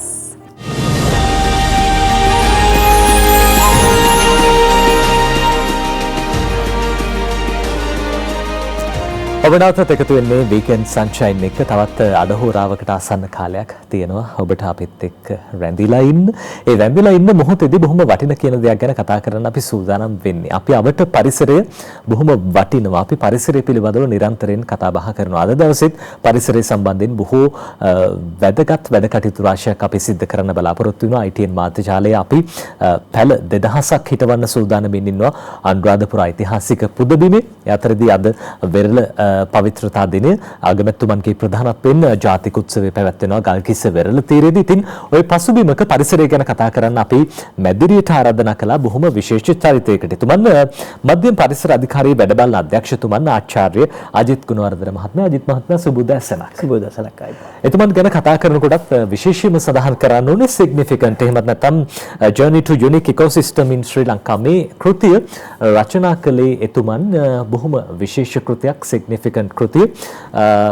ඉතින් එතුමා මේ කෘතියට පාදක කරගෙන තියෙන්නේ මොනවද? ඒ සියල්ල පිළිබඳවත් කතා කරන්න සූදානම්. මේ අතරදී අජිත් ගුණවර්ධන මහත්තයාගෙන් ආරම්භයක් විදිහට අපි දැනගන්න කැමතියි. ආචාර්යතුමා මේ පරිසරයයි අපිට මෙච්චර වැදගත්. අපි හැමදෙනෙක්ම දන්නවා පරිසරය වැදගත් කියලා. හැබැයි පරිසරය ආරක්ෂා කරන්න ඕනේ ඇයි? ඇත්තටම ලංකාව අනිත් රටවල් එක්ක බලපුවාම අපි ඉන්න කලාපේ ඉතා වැදගත් වෙනවා. හැම රටකම පරිසරය වැදගත් තමයි. නමුත් අපේ ලංකාව සුවිශේෂී. ඒකට විශේෂ හේතුව තමයි අපි ලෝකේ අපි ඉන්න පිහිටීම. අපි ඝර්ම කලාපීය රටක පිහිටනවා. ඒ වගේම අපේ භූවිෂමතාවය ඉතාම වෙනස්. උදාහරණයක් ගත්තාම අපි කඳුකර ප්‍රදේශ විශාල සංඛ්‍යාවක් අපේ මධ්‍ය කඳුකරයක් තියෙනවා. ඒ වගේම අපිට මෝසම් සුළං එන ක්‍රම දෙකක් තියෙනවා. ওই මෝසම් වර්ෂ රටාවත් සමග ඒ වගේම කඳුකරයක් තියෙන හින්දා අපේ පරිසර පද්ධති රාශියක් ලංකාවේ නිර්මාණය වෙලා තියෙනවා. ඉතින් අනිත් රටවල මේ පරිසර පද්ධති බලන්න කිලෝමීටර් දහස් ගාණක් යන්න ඕනේ. නමුත් අපේ රටේ තියෙන විශේෂත්වය තමයි කොළඹින් පටන් අරගෙන මධ්‍ය කඳුකරයේ ඔස්සේ එහෙම නැත්නම් පුත්තලම පැත්තට හරි එහෙම නැත්නම් අනිත් බෑවුමට ඒ කියන්නේ අපි කියන්නේ ඇල්ල බැල්ල වාය හරහා මඩ කලුව පැත්තට යනකොට අපිට විශාල පරිසර පද්ධති සංඛ්‍යාවක් බලා ගන්න පුළුවන් වෙනවා. ඊටාම කෙටි කාලයක. ඒක මම හිතන්නේ ලෝකෙ කිසිම රටක නැහැ. දැන් උදාහරණයක් විදිහට අපි ගත්තොත් එහෙම අපි වෙරළබඩ පරිසර පද්ධතියෙන් පටන් අරගෙන අපි කන්ද නගිනකොට අපිට හම්බ වෙන පරිසර පද්ධති මම ඉදිරියේදී විස්තර කරන්නම්. ඒ වගේ ගොඩක් පරිසර පද්ධති අපිට දකින්න හම්බ වෙනවා. මේකට හේතුව තමයි මම අර කිව්ව අපිට තියෙන වර්ෂාපතන රටාව සහ කඳුකර පිහිටීම. ඉතින් ඔය කාරණා ගැන සලකලා බලනකොට අපේ රට සුවිශේෂී. ඒ හින්දා පරිසර පද්ධති ගොඩක් වැඩි හින්දා ඒ වගේ ඉන්න ජීවීනුත් ගොඩාක් වැඩි. අපිට ආවේනික ජීවීන් ඉතා වැඩි කොටසක් ඉන්නවා. ඒ හින්දාම ලෝකයේ ජෛව විවිධත්වයේ අතින් සුවිශේෂී ස්ථාන 34ක් නම් කරලා තියෙනවා. ඒක හරි වැදගත්. ලෝකෙම ජෛව විවිධත්වයේ වැඩි ස්ථාන 34ක්. ඒ 34න් එකක් තමයි ශ්‍රී ලංකාව. ශ්‍රී ලංකාව සහ ඉන්දියාවේ පහත අපි කියන වෙස්ටර්න් ගට්ස් කියලා. ඒ ප්‍රදේශයත් එක්ක ශ්‍රී ලංකාව ජෛව විවිධත්වයෙන් සුවිශේෂී කලාව. මේකට අපි කියනවා බයෝඩයිවර්සිටි හොට්ස්පොට් කියලා. ඉතින් මේකට හේතුව තමයි මම අර බලින් කියපු අර අපිට විශාල පරිසර පද්ධති සංඛ්‍යාවක් තිබීම. හොඳයි. ඔය අතර අපි කතා කරමු මේ ආචාර්ය අජිත් ගුණවර්ධන මහත්මයා. දැන් ඔබතුමන් significant කෘතිය රචනා කළ තියෙන මේ පරිසරය ගැන හදාරන බොහෝ පිරිසකට අර අත්පොතක් කියලා කිව්වොත් නිවැරදි. මේ බොහෝ දේවල් මේ කෘතිය රචනා කරනකොට දැන් ඔබතුමන් කොයි වගේ ක්ෂේත්‍ර පිළිබඳවද අවධානය යොමු කළේ? ඔය ඇත්තටම මේ මම මුලින්ම කියන්නේ මගේ තියෙන විනෝදාශය තමයි මේ ඡායාරූපකරණ වනජීවි ඡායාරූපකරණේ. ඉතින් මධ්‍යම පරිසර අධිකාරියට එන්න ලැබීමත් මගේ භාගයක් කොට සැලකනවා. ඒ හේතුව හින්දා මට ලංකාවේ හැම අස්සක් මුල්ලක් නෑ හැම කැලේකටම යන්න අවස්ථාව හම්බ වුණා. ඒ යන අතරේදී මම දැක්කා සුවිශේෂී පරිසර පද්ධති. එතකොට සුවිශේෂී පරිසර පද්ධති දැක්කට පස්සේ මට හිතුණා මේවා ගැන කාට හරි දැනුවත්ද නැද්ද කියලා බලන්න. ඉතින් මම දේශනා කරනවා ඉස්කෝලේ ළමයින්ට ඒ වගේම පාසල් ගුරුවරුන්ට කරනවා දේශනා කරනවා. මම හැම කෙනෙක්ගෙම අහනවා ඔබ පරිසර පද්ධති දැකලා තියෙනවද? ඔව් කියලා කියනවා. මම අහන මොකද්ද පරිසර පද්ධති දැකලා තියෙන පරිසර පද්ධති? කෙලින්ම කියන්නේ විල්ලු පරිසර පද්ධති, කඩවලාන පරිසර පද්ධති. එතනින් එහාට යම්කිසි දෙයක් කියාගන්න යාලට තේරෙන්නේ නැහැ. ඉතින් මම බැලුවා ඇත්තටම යාලගේ පරිසර පද්ධති පිළිබඳ දැනුම ගොඩක් අඩුයි. ඉතින් මේක වැඩි දියුණු කරන්න හිතාගෙන තමයි මම මේ වගේ කෘතියක් නිර්මාණය කරන්න පටන් ගත්තේ. එතකොට මේ කෘතියේදී අපි ඕනෑම දරුවෙකුට එහෙම නැත්නම් ඕනෑම පරිශේෂකයෙකුට නැත්නම් ඕනෑම පුද්ගලයෙකුට මේ එක දිහා බලලා අපිට කියන්න පුළුවන් මේක තමයි ලංකාවේ තියෙන එක පරිසර පද්ධතියක්. මේ තව පරිසර පද්ධතියක්. හොඳම උදාහරණය තමයි මේක හරි මම කියනවා එක ක්‍රොස් සෙක්ෂන් ඉංග්‍රීසියෙන් කිව්වොත් ක්‍රොස් සෙක්ෂන් එකක් ලංකාවේ. මේක මාර්ග 5කින් මම ඔකේ තියෙනවා මේ මට පෙන්වන්න පුළුවන් නම් ඔකේ තියෙනවා සිතියමක්. මේ සිතියමේ තියෙනවා ලංකාවේ මාර්ග 5ක්. ඒ මාර්ග 5 අපි ලංකාවේ යනකොට අපිට හම්බෙන සුවිශේෂී පරිසර පද්ධති ගැන තමයි මම මේකෙදි හඳුන්වලා දෙන්නේ. දැන් ඒ මාර්ග පද්ධතියෙන් විශේෂම දැන් ඔය විවිධ පරිසර පද්ධති වලට ගමන් කිරීමේ හැකියාව තියෙනවා. ඉතින් මේකෙදි පළවෙනි මාර්ග පද්ධතිය කොළඹින් පටන් අරගෙන හම්බන්තොට දක්වා ගිහිල්ලා එතනින් සිංහරාජයට ගිහිල්ලා ඒ වගේ මාර්ගයක්. දෙවෙනි මාර්ගය රත්නපුර හරහා හෝර්න් තැන්නට යන මාර්ගය. ඒ විදිහට අන්තිම මාර්ගය ඊළඟ මාර්ගය යනවා නැගෙනහිර වෙරළ තීරය දක්වා යන එක. ඊට පස්සේ අනිත් එක ඩෙල්ෆ් දුර්ත දක්වා ගමන් කරනවා. ඔව් ඒ විදිහට ඒ කියන්නේ ඊටමත් ඉක්මනට පරිසර පද්ධතීන් රාශියකට ගමන් කිරීමේ හැකියාව තියෙනවා. හොඳයි අජිත් මහත්මයා දැන් විශේෂයෙන්ම සඳහන් කළොත් එහෙම දැන් අපි ඔබතුමා ගැනත් විශේෂයෙන්ම සඳහන් කරන්න ඕනේ. දැන් අපිට පුළුවන් පරිසර පද්ධතීන් වලට මේ ඔබට පුළුවන් සමීප රූපයක් ලබා ගන්න අපි කතා කරමු මේ මාර්ගයන් ඔස්සේ මේ කොයි තැන් වලටද යන්න පුළුවන් සාමාන්‍යයෙන් සංචාරය කරන කෙනෙක්ට. ඔව් අපි දැන් මම මේක හදන්න මේ පොත නිර්මාණය කරන්න පටන් ගන්නකොට කතා කරපු දෙයක් තමයි අපි හැමදාම යන්නේ එකම තැනට. අපි හැමදාම යන්නේ එකම තැනට. දැන් උදාහරණයක් විදිහට යාල යනවා. එහෙම නැත්නම් විල්පත්තු යනවා. එතකොට අනුරාධපුර පොළොන්නරු යනවා. නමුත් මෙතනින් එහාට අපි කොච්චර දේවල් තියෙනවද බලන්න. උදාහරණයක් විදිහට අපි මෙතනින් කොළඹ ඉඳන් පළවෙනි තැන විදිහට මාදුගඟට ගියොත් මේකෙදි ඇත්තට මේ විශේෂයෙන් සඳහන් කරන්න ඕනේ මේ පොතේ තියෙන්නේ සිග්නිෆිකන්ට් කියලා කියන්නේ ලංකාවේ තියෙන සුවිශේෂී පරිසර පද්ධති ගැන. ඒකයි වැදගත් වෙන්නේ. මාදුගඟේ එක කොටසක් තියෙනවා එක ගස් වර්ගයක් තියෙනවා රත්මිල්ල කියලා කඩවලාන ශාක විශේෂයක්. මේ ශාක විශේෂය ලංකාවේ තියෙන ගස් 20ක් පමණයි. අන්නේ ස්ථානයේ තමයි මේ මුල ඡායාරූපය දක්වලා තියෙන්නේ. ඒ ගස් තියෙන තැන කඩවලාන. ඉතින් ඒ ගස් 20 විතරක් තියෙන්නේ. ඉතින් බලන්න මේ වගේ සුවිශේෂී පරිසර පද්ධති. ඊළඟට මම තව උදාහරණයක් කියන්නම්. එතනින් තා පොඩ්ඩක් ගියාට පස්සේ අපි හැම එක්කෙනාම දන්නේ හුම්වානේ. මේ තියෙන්නේ අර ඔබතුමන් සඳහන් කරපු අර ඒ විශේෂිත ගස් තියෙන ස්ථානයේ. රත්මිල්ලේ ගස්වල නම. හොඳයි.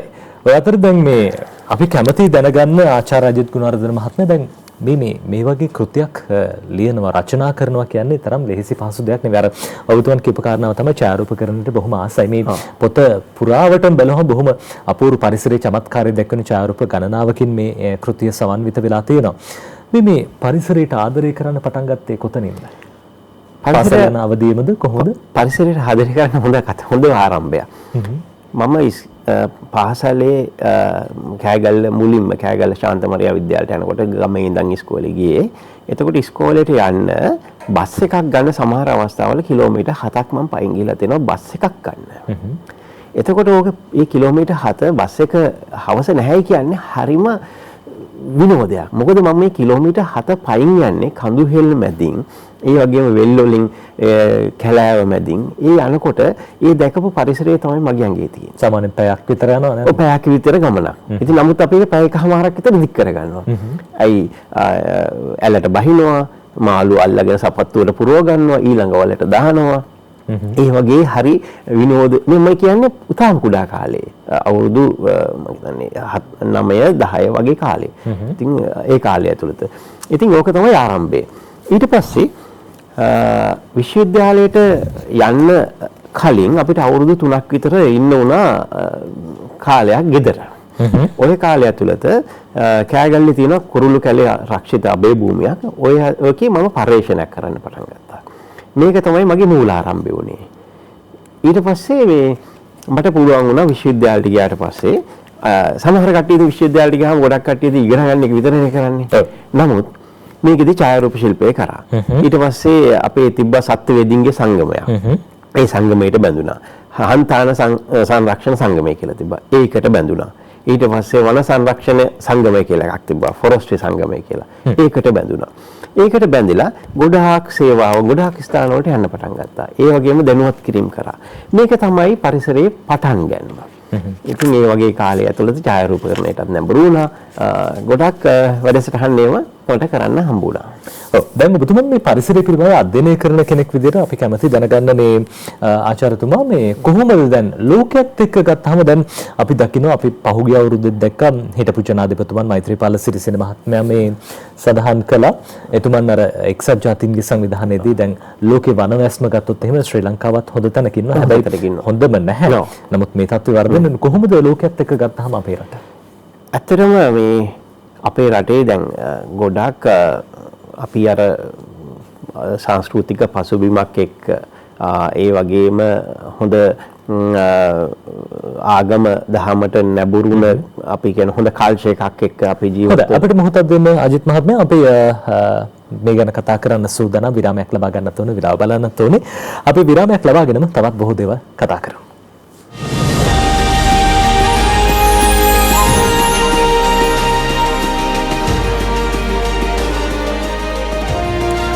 ඔබට එකතු වෙන්නේ වීකෙන්ඩ් සන්ෂයින් එක අද සෙනසුරාදා දවසේ විවේකයෙන් ඉන්න අතරදී අපි කතා කරමින් හිටියේ සිග්නිෆිකන්ට් කෘතිය ගැන Journey to Unique Ecosystems in Sri Lanka මේ කෘතියේ රචකයා ආචාර්ය අජිත් ගුණවර්ධන මහත්මයා එතුමන් මධ්‍යම පරිසර අධිකාරියේ වැඩ බලන අධ්‍යක්ෂතුමන් අපේ අජිත් මහත්මයා දැන් බොහෝ දේවල් කතා කළා විශේෂයෙන්ම දැන් මේ වගේ කෘතියක් රචනා කරනකොටත් දැන් අපි ටිකක් අර ඉංග්‍රීසි නමක් දැක්කහම බයයි පොතක් කියවන්න. හැබැයි මේ පොත ඕනම කෙනෙක්ට කියවන්න පුළුවන්. ඔව් මේ ඇත්තටම මේ කියන්න ඕනේ මේ පොත ඉංග්‍රීසියෙන් සහ සිංහලෙන් දෙකෙන්ම තියෙනවා. මේ මුල් පිටුවටම significant unique ecosystems ශ්‍රී ලංකා කියලා දැම්මට ඇත්තටම මෙහි හැම විස්තරයක්ම සිංහලෙනුත් තියෙනවා. මම මේක හැදුවේ ඒ විදිහට නිර්මාණය කරේ මේක මේ පොත කියවන්න ඕනේ ගමේ දරුවෝ. ඒ වගේම ඉංග්‍රීසි බැරි කට්ටිය කියවන්න ඕනේ. විශේෂයෙන් මට මේ ළඟදී එක පුද්ගලයෙක් හම්බුණා. මේ ඒ පුද්ගලයා මේ ඇත්තටම කිව්වොත් භාෂුන් නැහැ කෙනෙක්. මම වැඩක් කරගන්න ගියාට පස්සේ මේ පරිසරය ගැන කතා කරනකොට එතුමාට හොඳ දැනීමක් තිබ්බා. ඉතින් මම කල්පනා කරා ඉතින් මේ වගේ කෙනෙකුට ඉංග්‍රීසියෙන් පොතක් තිබ්බොත් කවදාවත් එයා මේක කියවන්නේ නැහැ. ඒ වගේම තමයි අන්නේ හේතු හින්දා මේ හැම එකක්ම හැම ස්ථානයක් පිළිබඳව ඉංග්‍රීසියෙන් තියෙන විස්තරයට අමතරව සිංහලෙනුත් විස්තර කරලා තියෙනවා. අපේ විරාමයට යන්නේ කලින් කතා කරපු දේ තමයි මේ ලංකාවේ වන වැස්ම ගැන ලෝකයේත් එක්ක ගත්තාම අපි කොයි වගේ තැනකද ඉන්නේ කියන කාරණා. ඇත්තටම අපේ වන වැස්ම මුලින් 1800 ගණන් වල වෙනකොට තිබ්බ 70 ගානක 180ක තිබ්බ වන වැස්ම ඇත්තටම මේ අර අපේ තියෙන තේ වගේ නිසා ගොඩාක් අඩු වෙලා තියෙනවා. නමුත් දැනට අපි ඒක සාමාන්‍ය මට්ටමක රටක තියෙන ස්ථායි මට්ටමේ තියාගෙන ඉන්නවා. ඒ වගේම තමයි දැන් ජනතාව තුළ හොඳ අවබෝධයක් තියෙනවා අපි වනවැස්ම වැඩි කරන්න ඕනේ කියලා. ඇත්තටම මේ දැන් රට පාලනය කරන කට්ටියගෙත් තියෙනවා මේ වගේ වනවැස්ම වැඩි කරන්න ඕනේ කියන දැක්මක්. ඉතින් ඇත්තටම මම හිතන්නේ මේක ඉතාල වැදගත් වෙනවා. මොකද අපි බලන්න ඕනේ මිහිතලේ උණුසුම් වීමට බලපාන සාධක කරුණු වලට අමතරව කාබන් ඩයොක්සයිඩ් ප්‍රමාණය ඉහළ යෑම ඕවා හැම එකක්ම අඩු කරගන්න තියෙන අපිට තියෙන හොඳම ක්‍රමය තමයි අපේ වනවැස්ම වැඩි කරගන්න එක. වැදගත්ම දේ මේකයි. අපිට වනාන්තර වැඩි කරගන්න පුළුවන් ප්‍රමාණය සීමිතයි. නමුත් වනාන්තර වලින් කරන හැම රාජකාරියක්ම ඒ වනාන්තර වල තියෙන ගස් මේ එළියේ තියෙන ගසුත් කරනවා. අපි වරද්ද ගන්න තැන උතන. ඒ කියන්නේ අපේ ගෙවත්තේ අපේ ශාක ගහණේ වැඩි කරගෙන තියාගන්න පුළුවන් නම් පාරවල් දෙපැත්තේ ගස් ටික හරියට නඩත්තු කරගෙන තියාගන්න පුළුවන් නම් ඒ වගේම නගරයක් මැද පොඩි පොඩි උද්‍යාන ඇති කරන්න පුළුවන් නම් මේ ගොඩක් හැම එකක්ම මේ සාමාන්‍යයෙන් කාබන් ඩයොක්සයිඩ් අවශෝෂණය කරනවා වගේ වැනි ප්‍රධාන සාධක වලට මේක ගොඩක් ඉවහල් වෙනවා. වනාන්තරයකින් කරන රාජකාරියම මේකෙදි සේරම ඉටු නොවුනත් උදාහරණයක් විදිහට අපි හිතමු සිංහරාජ වගේ වනාන්තරයකින් ඉෂ්ට සිද්ධ වෙන කාරණා ගොඩක් තියෙනවා. එහෙන් අර මේ විශේෂයෙන්ම අර වීලි කාලයට වතුර ගලා යාම ඊට අපි කියන dry weather flow කියලා. අන්න ඒ වගේ දේවල් වලින් වෙන සුවිශේෂී දෙයක් තියෙනවා. නමුත් ඊට අමතරව අපි හිතමු අපි කියනවා ඒකට ඉංග්‍රීසියෙන් climate regulation කියලා. හොඳම උදාහරණේ ඔබතුමා කුරුණෑගල නගරේ පහු කරලා අනුරාධපුරයේ දෙපැත්ත යනකොට අර බඩගමුව කැලේ මැදින් යනකොට ඒ දැනෙන සිසිලස විඳලා තියෙනවද? පැහැදිලිව. ඒක තමයි අපි කියන්නේ අර climate regulation කියලා. ඒ කියන්නේ එතන තියෙන පරිසරය ඒ කියන්නේ පරිසර ලක්ෂණ ඒ කියන්නේ අපි සිසිල් බව ඇති කරනවා. මේක හොඳට දැනෙනවා. ඉතින් මේ වගේ දේවල් වැඩි කරන්න පුළුවන් වනාන්තරව හිටවලා නෙමෙයි. නමුත් අපේ ගෙවල් වල ගෙවතු වල ගස් වගා කරලා පරිසරයට ලොකු දායකත්වයක් ලබා දෙන්න පුළුවන්. හොඳයි. ඔබතුමා අර කලින් කිව්වනේ මේ හැම දෙයකටම අර අධ්‍යාපනය කියන දේ බොහොම වැදගත් වුණා කියලා අපිට පාසල කියමුකෝ. අනිවාර්යෙන් මට මේක කියන්නම ඕනේ. මොකද මම විදේශ සංචාරයකට ගිහිල්ලා දේශනයක් පවත්වනවා. මම ඉගෙන ගත්තේ පාසල ගැන මම කියන්න ඕනේ. මම ඉගෙන ගත්තේ ලංකාවේ තියෙන හොඳම පාසලක කෑගල්ලේ තියෙන පින්නෝල මධ්‍ය මහාවිද්‍යාලයේ පාසල. මොකද අධ්‍යාපනය අතිනුත් ගොඩාක් ඉහළින් ඉන්න පාසලක්. ඒ වගේම මේ පාසල පිළිලා තියෙන්නේ ග්‍රාමීය පරිසරයක. ඉතින් මේ පරිසරය නිසාමත් ගොඩක් මාවෙට ගොඩක් ළඟයි. ඉතින් ඒ වගේ පරිසරයේ හිතහම නිසාමත් මට අර පරිසරයට තියෙන ලැබියාව වැඩි වුණා. ඉතින් මම ඉස්කෝලේ ගැනත් මතක් කරන්න ඕනේ. ඔය අතර අවසාන වශයෙන් අපි දැනගන්න කැමති දැන් significant කෘතිය පරිශීලනය කරන්න බොහෝ පිරිසක් උනන්දු වෙන්නේ නැති කොහොමද අපිට මේ කෘතිය ලබා ගන්න පුළුවන්? ඒ වගේම ජනතාවට අවසාන වශයෙන් දෙන්න මොකද්ද තියෙන පණිවිඩය? ඔව්. පළවෙනියටම මේ කෘතිය ලබා ගැනීම මම කියන්නම්. මේ කෘතිය දැන් දවස් දින දෙකකට 17 වෙනි මේ මාසේ 17 වෙනිදා තමයි එළි දැක්ුනේ මධ්‍යම පරිසර අධිකාරිය ශ්‍රවණාගාරයේදී. මෙම කෘතිය දැනට අපේ ජාත්‍යන්තර පොත් ප්‍රදර්ශනයේදී ලබා ගන්න පුළුවන් විජිතයාපා ආයතනයෙන් සහ එක්ස්පෝග්‍රැෆික් ආයතනයෙන් මේ පොත් ලබා ගන්න පුළුවන්. ඊට අමතරව කරුණාරත්න ප්‍රින්ටර්ස් තියෙන ඒ පුලඳ කුටියේ මේක තියෙනවා. ලබා ගන්න පුළුවන්. ඒ වගේම ඔන්ලයින් ලබා ගැනීමේ පහසුකමුත් තියෙනවා. ඒ විදිහට මේ කෘතිය ලබා ගන්න පුළුවන්. අනිත් එක මම මේ කෘතිය බොහොම හැම කෙනෙකුටම දරා ගන්න පුළුවන් මුදලකට තමයි මේක නිර්මාණය කරලා තියෙන්නේ. ඊට පස්සේ වැදගත්ම දේ මේක. අපි පරිසර පද්ධති නරඹන්න යනවා. ගියාට පස්සේ ගොඩක් අය මේවා විනාශ කරනවා. මම එකක් ටිකක් බයයි මේ සමහර තැන් වලට කට්ටියට යන්න කියන්නත්. මොකද මේවා හරි සංවේදී පරිසර පද්ධති. ලෝකෙම තියෙන්නේ බොහෝම සුළු ප්‍රමාණයක්. උදාහරණයක් විදිහට අර ගලපිට මඩ තියෙන ස්ථානයේ මත්ස්‍යයෙක් ඉන්නවා. මේ මත්ස්‍යයා ඉන්නේ ලෝකෙම මෙතන විතරයි. ඉතින් යම් කිසි දෙයක් මේ පරිසර පද්ධතියට හානියක් වුණොත් එහෙම මුළු ලෝකෙම ජීවියා විනාශ වෙලා යනවා. ඒ හින්දා මම කාරුණිකව ඉල්ලා සිටින්නේ මෙවන් පරිසර පද්ධති බලන්න යන්න. හැබැයි පොලිතින් කෑල්ලක්වත් ඒ කිසිම දෙයක් දාන්න එපා. ඒ වගේම තමයි එතනින් කිසිම දෙයක් එළියට ගේන්නත් එපා. පහසටහන් පමණක් ඉතුරු කරලා ඉන්න කියලා. ඒක තමයි මන් දෙන පණිවිඩය. හොඳයි.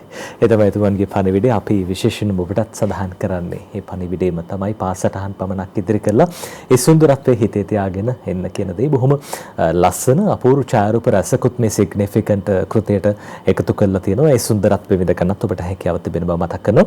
අද උදේ 8 ඉඳන් අපි සූදානම් ITN මාධ්‍යාලය පැල සිටුවීමේ වැඩසටහනක් සංවිධානය කරනවා.